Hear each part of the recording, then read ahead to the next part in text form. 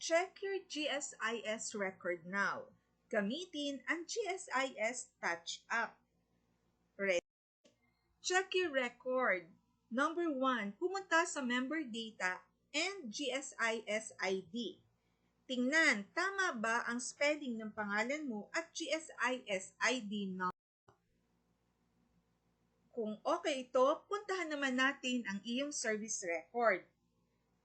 Tingnan, tama ba lahat ng data mo dito? Gaya ng inclusive dates, to and from ng appointment mo plus salary. Tandaan, dapat ito tama dahil kung may discrepancy, ibig sabihin posible na magkameron din ng problema sa iyong retirement fund. Tandaan, ito ang gagamitin sa computation ng retirement fund mo. Kung may error, mali din ang matatanggap.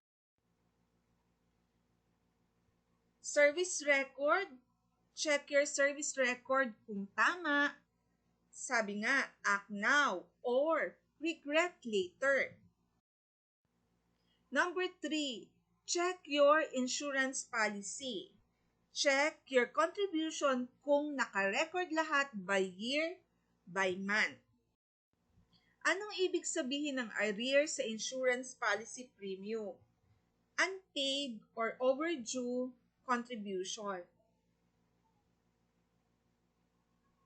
Bakit may arrears? Baka wala naman na binawas sa'yo or unremitted ng agency or may error sa encoding.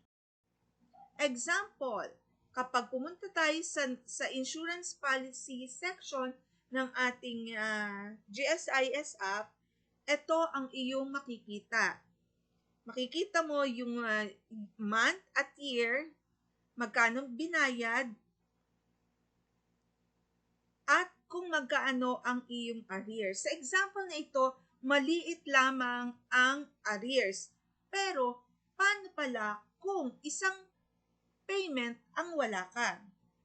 At ito ay nangyari 5 or 7 taon na ang nakakaraan. So, ibig sabihin, yung arrears mo para sa buwan na ito ay may interest na at ito ay lalaki pa. At kung ito ay hindi magagawa ng paraan, ito ay lalaki at ito ay mababawas sa iyong matatanggap. So again, ang GSIS Touch app ay napakahalaga. Check your record. Dapat meron kang GSIS Touch app para madali mo na ma-check ang record mo. Plus, ihanda ang payslip mo as evidence ng contribution mo na binawas sa sweldo. Kung di mo ma-check agad, lalaki ang interest ng arrears mo. At syempre, mababawasan ang retirement fund na matatanggap mo.